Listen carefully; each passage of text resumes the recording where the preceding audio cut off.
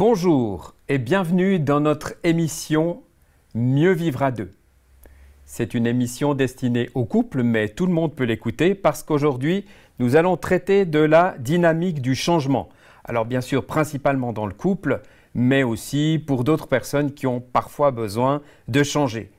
Cette émission vous est proposée par Antenne Couple. Alors, changer, qu'est-ce que ça veut dire? Évoluer, changer de direction, changer de comportement ou bien changer l'autre. C'est des fois ce qu'on a envie de faire, n'est-ce pas? Alors précision quand même, on va bien parler du changement dans le couple et si vous pouvez grappiller une idée ici ou là, eh bien faites-le. Découvrons tout de suite les facteurs du changement. Mais avant, on va observer les résistances au changement.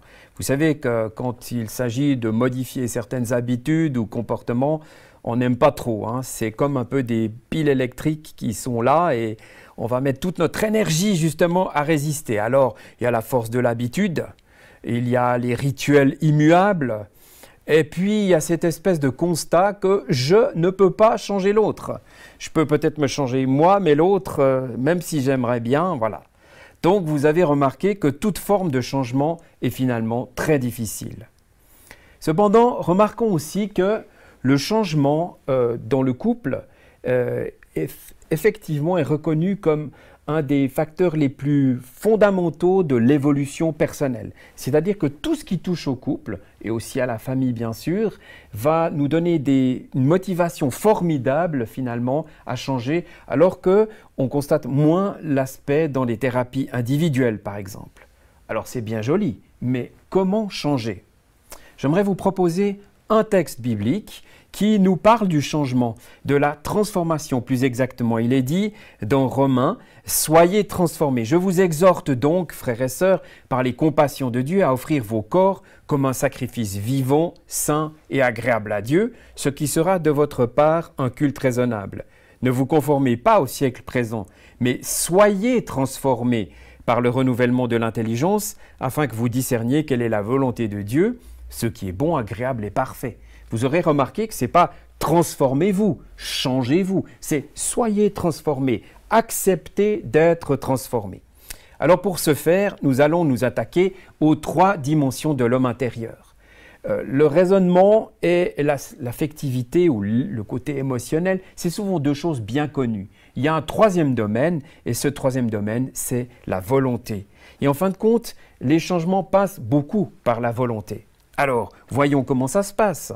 Justement, la volonté nous permet de prendre une décision, c'est-à-dire de ne pas en rester au sentiment du moment, à l'impression « voilà, je suis bien, je ne veux pas bouger », d'accepter de remettre le moteur en marche, de ne pas attendre que l'autre commence en disant « si tu commences, je fais aussi », et puis finalement se sentir responsable de son chemin. En gros, c'est comme si on mettait un bouton commutateur sur « on ». Je décide de mettre de la lumière, je décide de changer. Et ça, c'est juste un simple geste, mais il n'y a que deux positions. Il y a lumière ou pas lumière. Donc le changement doit bien commencer par cela. Après, si nous allons plus loin, on comprend qu'il faut changer d'attitude. Et finalement, chacun, encore une fois, est responsable par rapport à son couple et sa famille. Et puis chacun est responsable, bien sûr, de l'établir d'une façon sûre, solide. Si je dis « ah ben je vais changer comme ça », on se dit « allez, oui, pourquoi pas ?» Eh bien, peut-être qu'on va rester velléitaire et ne pas faire quelque chose dans la durée. Donc l'idée, c'est bien de renverser les habitudes et puis travailler au bien-être commun, en particulier du couple. Donc, prenons le temps de valoriser plutôt que de critiquer, par exemple. En gros, c'est comme si on mettait des planches pour établir, si vous voulez, un coffrage, et puis que, quelque part, le béton va venir en plus. Mais notre responsabilité, c'est de mettre les planches. Alors, vous aurez remarqué dans ce petit dessin que vous voyez à l'écran que chaque membre du couple met sa part de planches, la fait tenir de son côté, et puis finalement, le béton, on va dire, eh ben c'est Dieu qui le met. C'est Dieu qui met l'amour, c'est Dieu qui met la solidité. J'aimerais rappeler aussi quelque chose que vous connaissez sûrement, c'est ces 5 langages de l'amour, des paroles gentilles, encourageantes, valorisantes, des gestes intentionnés, affection, caresses, etc., des petits cadeaux et des grands cadeaux, du temps de qualité offert à l'autre et des services rendus. Toutes ces choses-là font partie de choses que nous pouvons mettre en route justement pour le changement. Et puis bien sûr, avec ces émissions, vous savez qu'il faut dialoguer, non seulement ensemble en tant que couple, porter la chose devant Dieu pour que les changements soient durables et profonds, mais aussi lui demander à lui, n'est-ce pas, de changer quelque chose. Puisqu'il nous dit « soyez transformés », eh bien alors utilisons les services, j'allais dire du Très-Haut, pour nous permettre justement de voir les choses autrement. Alors je vous propose le triangle divin, et ce triangle permet aussi de comprendre qu'il y a une lunette par laquelle on voit l'autre et qui permet aussi de ne pas rester par exemple dans une attitude critique. Moi j'aime bien l'idée de poser un regard chouette sur l'autre. Parfois, nous sommes un petit peu désabusés dans notre communication ou notre façon de considérer les actions de l'autre. Il nous énerve, il nous agace, elle est tout le temps en train de faire des reproches ou d'autres choses. Et finalement, porter un regard chouette, ça fait une grande différence. Je vois quelquefois parmi les couples que je rencontre cette idée que tout d'un coup, allez, on va chercher quelque chose de positif. Et l'autre jour, j'étais avec un couple à qui j'ai posé la question, est-ce que vous voulez peut-être dire juste une qualité que vous voyez chez l'un chez l'autre? Et puis un peu timidement, un peu à contre-cœur au début, ils l'ont fait. Et finalement, qu'est-ce qui s'est passé? Eh bien, ils avaient un autre regard l'un sur l'autre et ça a engendré une nouvelle dynamique. Donc effectivement, regarder son conjoint d'un œil nouveau, c'est un début de changement. Et puis également, recommencer à dire du bien de l'autre. Parfois, nous avons été tentés de dévaloriser l'autre dans le domaine public ou vis-à-vis des enfants ou de la famille, des amis. Eh bien, si finalement nous disons quelque chose de bien de l'autre, en disant « mais vous vous rendez pas compte, ma femme, respectivement mon mari, il est génial, c'est super, je l'admire beaucoup dans tel ou tel domaine », tout d'un coup, quelque chose va changer. On peut le faire d'ailleurs aussi en considérant ses enfants avec reconnaissance. Tout cela est bien beau, mais qu'est-ce qu'on fait avec les choses qui ne changent pas justement, moi ce que j'appelle les déchets radioactifs, c'est-à-dire ces moments où tout d'un coup on a stocké un certain nombre de choses et qui font que dans le couple, ça n'évolue plus, ça ne bouge plus. Et je crois que nous avons à découvrir comment dire les choses et ne pas se taire. Le seul problème, c'est que il peut arriver qu'on mette ces déchets radioactifs dans le couple. Et alors le couple devient une espèce de dépotoir. On appelle ça le côté court et ce n'est pas le côté jardin avec les beaux arbres et les jolies fleurs. Donc quelque part, ma proposition est qu'on ait d'autres moyens comme prendre la plume et l'écritoire.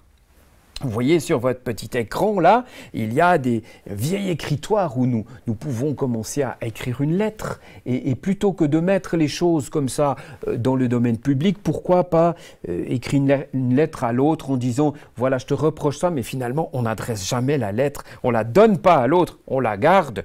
Et puis peut-être qu'un jour, on va la mettre autour d'un caillou, on va la jeter à la rivière, n'est-ce pas ?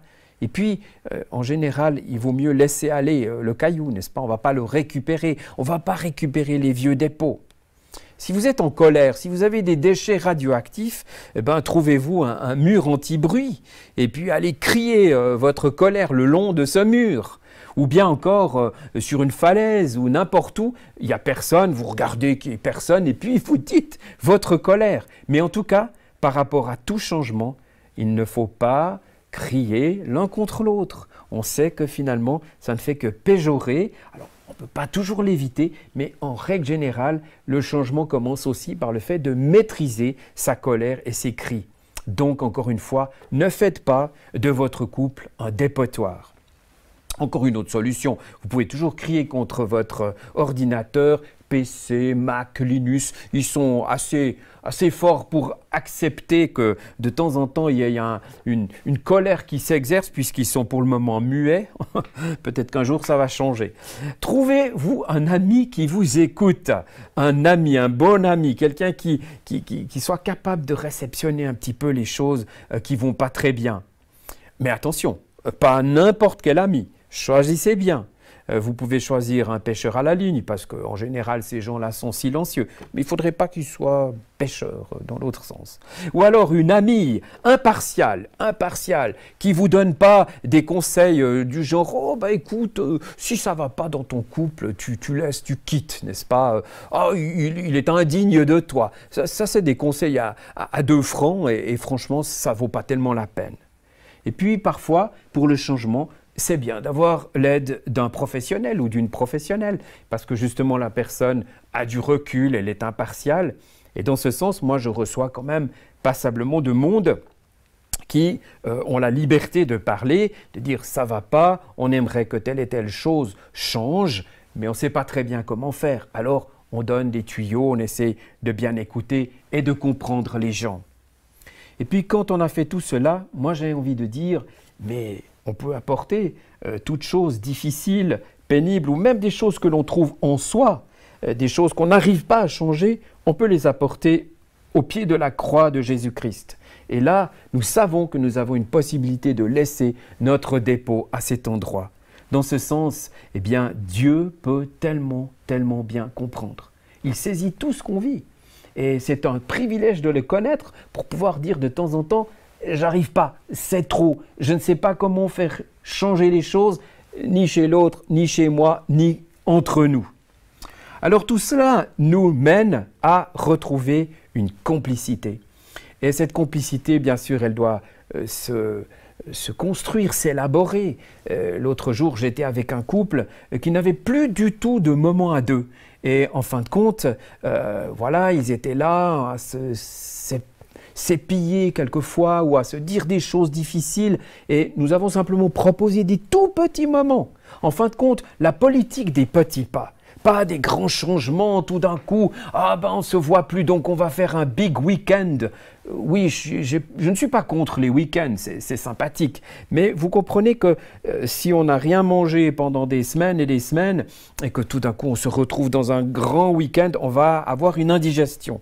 Donc l'idée plutôt c'est de faire des petits pas, de se retrouver pour des moments sympathiques à deux, pour essayer de refaire une bonne complicité. Et là, il y a des germes de changement qui vont arriver.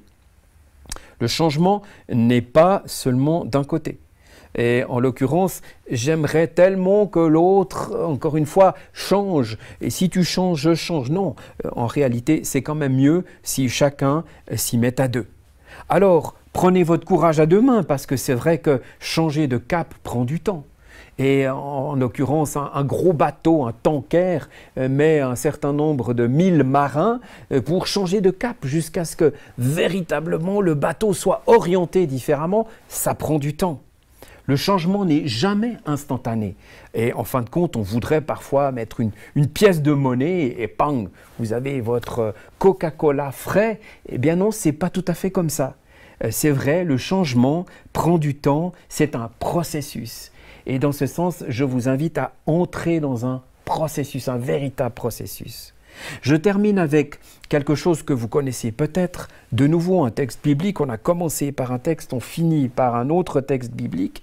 Ainsi donc, comme des élus de Dieu, saints et bien-aimés, revêtez-vous d'entrailles et de miséricorde, de bonté, d'humilité, de douceur, de patience, toutes sortes de qualités, et supportez-vous les uns les autres, supportez-vous l'un l'autre en l'occurrence. Si un a sujet de se plaindre, alors pardonnez-vous. Voilà donc quelque chose qui est à la portée de tous parce que nous pouvons prendre ces qualités que nous voyons dans la Bible et en Dieu et puis on peut les prendre pour soi pour les exercer vis-à-vis de l'autre. Et pour terminer, j'aimerais vous proposer un document de travail qui s'appelle le processus du changement que vous trouverez avec le sigle RSC 19.6 pour pouvoir entamer un véritable travail sur vous-même d'abord et bien sûr qui aura une incidence sur le couple. Merci de votre écoute et à bientôt. On va passer maintenant un petit moment d'échange avec Christian et Virginie. Ma première question, c'est que dans la vidéo, on a vu les 3 dimensions de l'homme intérieur. Et ma question, c'est comment peut-on travailler sur ces 3 dimensions? Et même dans la préparation, tu nous en as parlé d'une 4e dimension, d'un carré presque. Oui, en fait, vous savez bien que nous aimons beaucoup les quadrilatères avec les 4 coins là. Bon, les triangles, ça va aussi. Alors, commençons déjà par le triangle. En réalité, une chose qui apparaît régulièrement dans nos entretiens avec les couples, c'est que certains se laissent beaucoup influencer par leurs émotions. Dans ce sens, par exemple, après une tromperie, bien sûr, l'émotion est très, très vive, mais c'est d'une façon générale, on constate que les émotions sont quelque chose qui sont difficiles à gérer. Et ce qu'on propose au couple, c'est vraiment, vraiment de passer au niveau de l'émotion, plutôt passer au niveau de la volonté, c'est-à-dire du choix, pour vraiment, si vous voulez, piloter l'émotion en commençant par le choix. Et le choix, c'est quelque chose qui est ni rationnel ni émotionnel. C'est à un moment donné, on met les pieds dans quelque chose et puis on s'y tient. Ça veut dire on va travailler avec cette dimension de choisir la version A ou la version B, de choisir voilà, ce que vous voulez comme choix, mais il n'y a que 2 positions. Et pour nous, le choix est très important parce que si c'est une décision qu'on prend, eh bien, il y a un moment donné dans le changement où si on est dans une voie de changement et qu'on a quelques doutes, on peut toujours revenir au carrefour décisionnel précédent. Donc, c'est vraiment hyper important. Et par rapport à cette dimension, alors on va mettre la 4e dimension, c'est une volonté ou un choix qui est, comment dire, animé par l'Esprit de Dieu et qui, quelque part, on va être aidé dans ce choix. Finalement, quand on choisit de devenir chrétien, on sait qu'il y a une part de nous qui dit oui à Dieu, et puis on sait aussi que quelque part, Dieu nous aide à prendre la bonne décision, en particulier par son Saint-Esprit. Et du coup, par exemple, quand on est devant des gens qui disent, ben, oui, on va essayer de changer notre position, par exemple, de communication ou de bienveillance l'un vis-à-vis de l'autre, on sait que ça fait partie de quelque chose que Dieu aime, et donc Dieu va être actif d'une façon prégnante pour que nous prenions la bonne décision. Merci. Donc, la première chose dans ce triangle, c'est, comme tu l'as dit, prendre une décision, c'est je décide de commencer quelque chose. Oui, Ça. parce que en réalité, je vais encore prendre l'image du pardon. Vous savez que le pardon, c'est quelque chose qui est difficile quand on est très blessé. Et dans le couple, on se blesse quand même assez facilement. Donc, du coup, comment est-ce qu'on fait pour pardonner? Et si on en reste, encore une fois, à l'aspect rationnel, c'est-à-dire le côté où on évalue ce qu'on a fait de bien et ce qu'on a fait de moins bien, ce que surtout l'autre a fait de bien ou de moins bien, on pourrait rester dans une balance défavorable. Ça, c'est le côté rationnel. Émotionnellement, on est blessé. Et donc, c'est difficile d'être guéri comme ça d'un coup d'une blessure. Par contre, au niveau du choix, on entre dans un choix que moi j'appelle quelquefois un choix juridique, le choix juridique de pardonner. Et ce choix juridique est suivi ensuite, j'allais dire, de la trace émotionnelle qui fait qu'à un moment donné, l'émotion va suivre aussi. Et ce n'est pas le contraire. Si les gens restent à l'émotion ou à la raison, ils auront toutes les raisons ou toutes les émotions possibles pour ne pas pardonner. Donc pour moi, c'est le choix qui précède évidemment les autres domaines et un choix qui finalement est éclairé par Dieu. Merci. Qu'est-ce qui peut nous motiver justement à commencer à décider de changer? La question de la motivation. Des fois, on revient à ça par rapport à toute question de changement quand il y a des rituels qui sont pris, voyez, mais des mauvais rituels, ce qu'on appelle des mauvaises habitudes dans le couple. Qu'est-ce qui peut nous motiver à changer? Alors, moi, j'ai juste envie de dire 2, 3 choses toutes simples. Est-ce que vous avez envie que votre couple soit un couple très attractif? Que vous vous disiez, mais c'est génial le couple, mais j'y cours, j'y vais parce que c'est un truc super. Et en fait, il y a comme quelque chose qu'on va projeter en avant qui va nous dire, mais oui, on ne va pas se contenter d'un truc minable ou de petite qualité, vous voyez, ce genre de choses. On se dit, bof, voilà, on est un couple comme ça, et puis ça ne va jamais changer, et puis on sera encore comme ça à 96 ans et demi, quoi, vous voyez. Et donc, par rapport à ça, pour moi, la motivation, c'est cette capacité de se dire, j'ai envie de quelque chose de mieux et je crois que je vais pouvoir y arriver et que nous allons pouvoir y arriver. Alors après, il y a toutes sortes de degrés de motivation. J'avoue qu'il y a parfois des gens qui nous disent, ouais, mais moi, je trouve que c'est fichu entre nous. De toute façon, j'ai déjà enterré mon couple, vous voyez. Et c'est quelquefois assez difficile de faire revenir ces gens en arrière parce que justement, ils se sont motivés à aller de l'autre côté, à aller du côté, c'est fichu, c'est terminé, on arrête et j'ai plus envie de rien. Et à la préparation, je te parlais aussi de ces petites choses que d'accepter l'autre au lieu de s'énerver. Et tu disais que c'était de voir qu'est-ce qui fait que je pourrais l'aimer même avec ses défauts, ses petits défauts.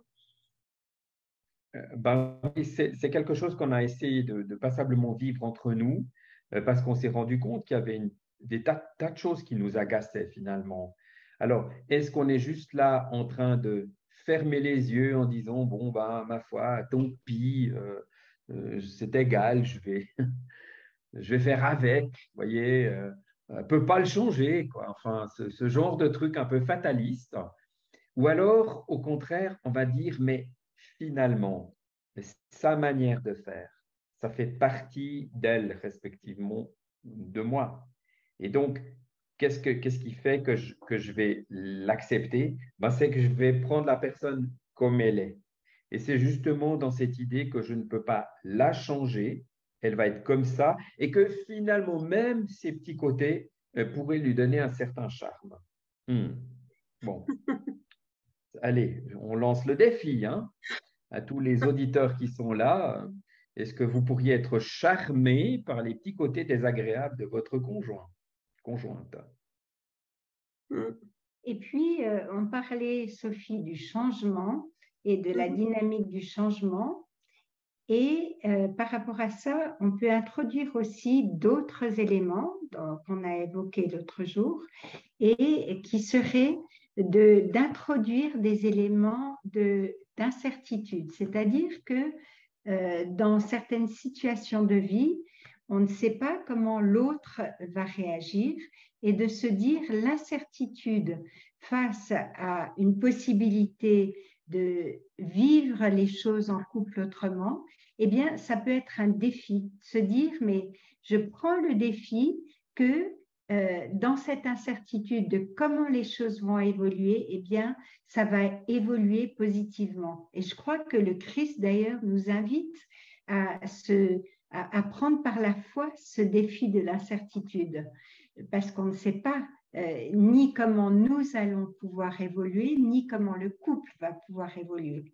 Ça, c'est un aspect, le défi, de défi d'incertitude. Et puis, l'autre aspect que je vous propose aux uns et aux autres de vraiment retenir, c'est l'aspect de surprendre l'autre. C'est-à-dire que quand on est installé dans une dynamique et qu'on a l'impression qu'on ne va pas changer, que notre couple ne va pas changer, ça on entend ça régulièrement, ou que l'autre ne va jamais changer, si on introduit des aspects de surprenance, je vous donne un exemple tout pratique.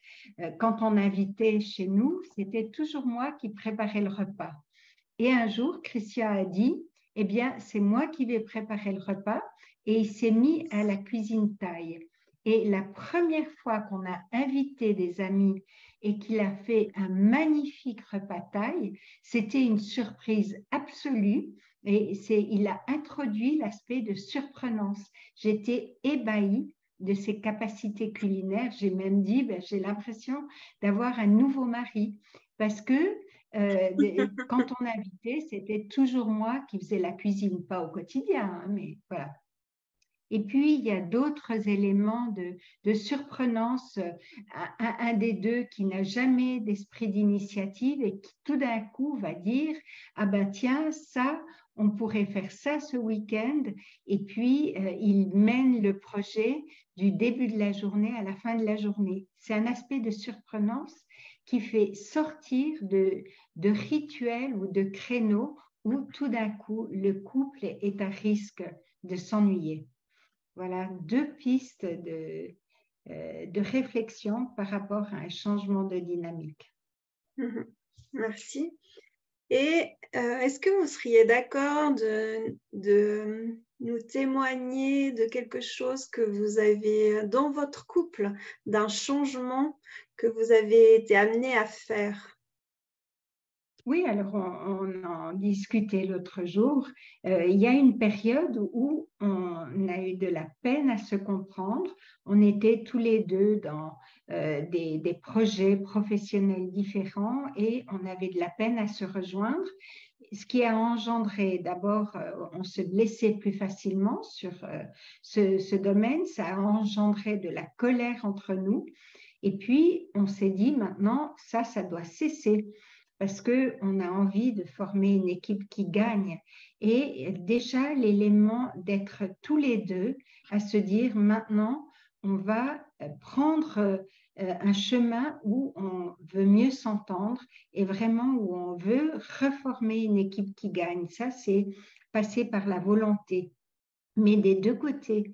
Et puis, ce fameux triangle relationnel, de voir l'autre avec le regard que Dieu a sur lui, de se dire, mais mon mari est un fils bien-aimé du Seigneur et puis c'est mutuel, ça a vraiment beaucoup changé de mettre d'autres lunettes sur Dieu et de ne pas partir d'abord de mon ressenti ou ressentiment, mais de la façon dont Dieu voit l'autre. Et puis, on a aussi décidé de faire un chemin par rapport à la colère. Ça, Alors, intéressante. juste à propos de lunettes, donc c'est à partir de ce moment que j'ai porté des lunettes rouges et non plus bleues. Non, mais ça, c'est une blague à 2 balles. Mais non, ce que je voulais dire, c'est que effectivement, comme vous l'avez vu dans le petit témoignage dans la vidéo, il a fallu travailler sur cette colère. Et c'était pas juste ah ben j'ai le droit de me mettre en colère parce que finalement l'autre me fâche et j'ai toutes les raisons de me fâcher. Alors, vous voyez, quelquefois, il y a des gens qui sont fâchés de façon ouverte, c'est-à-dire qu'ils se mettent en colère, et puis il y a toutes les expressions de la colère possibles, mais quelquefois, c'est aussi de la colère rentrée. Et donc, elle est aussi dangereuse parce que finalement, on est en train d'accumuler ces fameux tonneaux de déchets toxiques ou radioactifs. Donc, tout ce travail de colère, moi, j'ai dû le faire, j'ai laissé Virginie faire de son côté, ça me concernait. Je ne pouvais pas dire, ah, mais Seigneur, en fait, j'ai bien le droit de me mettre en colère parce que tu vois qu'elle me met en colère. Et vous voyez, ultimement, par rapport à toute dynamique de changement, on est vite à se déresponsabiliser. Et donc, l'idée, c'est que si on veut que quelque chose change, il faut être prêt, effectivement, à ce que je devienne le terrain du premier changement. Et ça passe par quoi? Et là, si vous voulez, j'ai envie de dire, Dieu ne nous laisse pas seuls. Il nous donne des indications. On sait au fond. Et puis même des gens qui ne seraient pas forcément chrétiens pourraient se dire, mais en réalité, il y a du bon sens. Comment est-ce qu'on se comporte si on veut que ça marche avec juste du bon sens? Ben, on essaie d'être correct, on essaie disons, de dire la vérité, on essaie de simplement maîtriser nos attitudes, on essaye aussi peut-être d'aller un peu dans le sens de ce que Dieu nous dit dans la parole, avec tout ce qui est bon, tout ce qui est beau, tout ce qui est digne de confiance, etc. Il y a un verset qui énumère 8 qualités dans Philippiens, et ben, que ce soit l'objet de votre recherche. Donc, en réalité, oui, le mode d'emploi, il est là. Et on peut effectivement y aller à condition d'être d'accord que ça commence par soi-même. Et puis, il y a aussi le fait que dans des moments difficiles, eh bien, nous avons aussi décidé de nous en ouvrir à des amis proches et qui, forcément, des amis qui allaient prier pour nous. Et ça, je pense que de sortir d'une solitude quand on est en conflit, c'est très important et on a pu vraiment compter sur des amis proches. L'autre chose que j'aimerais dire, c'est que quelquefois dans la communication, il arrive que ce soit, mais ça je l'avais dit un peu dans une autre vidéo, que ce soit la tour de Babel. Je tends ma montre à Virginie et puis elle dit, c'est quoi ce tournevis, quoi? Et puis je dis, non, non, c'est une montre. Puis je dis, mais non, c'est une montre. Et puis elle me dit, mais écoute, je te promets que tu es en train de me tendre un tournevis. Et je pense qu'il y a des moments où vraiment on ne se comprend pas. Et alors, du coup, dans ces moments-là, ben, avoir un petit quelqu'un qui dit, bon, ben, on va essayer de mettre en ordre une clé USB avec une HDMI, ça serait pas mal. Alors, ces gens-là font le raccord, si vous voulez. Mais dans ce sens, c'est pas à tout le monde qu'il faut le dire. Là, il s'est trouvé un ou deux couples qui nous ont dit, oui, oui, il s'agit bien d'une montre, ou alors au contraire, il s'agit d'un tournevis. Vous voyez, c'est peut-être bête ce que je dis, mais il y a des moments où, franchement, dans un couple, ça peut être la tour de Babel, hein. On ne se comprend plus. Merci pour votre partage. J'aurais juste encore une dernière question qui m'est venue. Si il y en a qu'un qui décide de changer, ça amène peut-être des frustrations aussi dans le couple. Alors oui, simplement, récemment, il y a quelqu'un qui me posait cette question où elle a dit clairement, j'ai vraiment prié, j'ai espéré qu'il y ait du changement. Son mari a une attitude non respectueuse à son égard et elle a pris la décision qu'elle pouvait évoluer positivement dans un changement et dans un changement aussi lié à son appartenance au Christ et à son désir de faire la volonté de Dieu, sans que son mari change pour autant. Et ça, c'est une décision de changer dans un sens positif et de décider d'une transformation intérieure et d'un changement positif, même si le conjoint n'est pas dans cette même dynamique. J'ajouterai encore par rapport à ça que si l'un des deux décide de changer, il peut le faire de deux manières. D'une part, en prenant sa décision, comme Virginie vient de le dire, en disant, bah, OK, l'autre ne veut pas changer, mais moi, je change. Et du coup, ça va amener du changement, ça va amener quelque chose de différent. Et si le conjoint ou la conjointe ne remarque pas, il reste la possibilité à la personne qui a décidé de changer de dire, tu sais, j'ai vu que tu n'avais pas envie de changer, mais moi, je décide de changer parce que quelque part, j'ai envie que ça aille mieux entre nous. Donc, il faut le communiquer. Il ne faut pas juste dire, ah, mais je vais changer dans mon coin. Et puis, il faut que l'autre remarque, n'est-ce pas? Et puis, coucou, est-ce que tu as remarqué que non, ce n'est pas tellement ça. C'est de dire, il y a un moment où tu sais, j'ai décidé de le faire. Et puis, si l'autre dit, ben, écoute, soit j'ai rien remarqué, alors c'est égal, je continue, je redis, ben, moi, je vais continuer parce que j'ai vraiment, vraiment envie que les choses aillent mieux dans notre couple. Et vous voyez, toute cette forme-là, cette expression, je pense qu'elle n'est pas injurieuse. Elle ne fait pas du dégât. Elle n'est pas du genre, t'as vu un peu, moi, ce que je change, et puis toi, tu fais rien. C'est pas du tout ça. C'est de dire, moi, je vise le bien de notre couple. J'ai envie que notre couple soit attractif. Là, je retombe sur le premier point que j'avais dit. Le couple attractif. Le changement, il est voulu, il est possible, il est motivé par l'attractivité du couple. Bon, merci beaucoup pour ce partage, Virginie et Christian.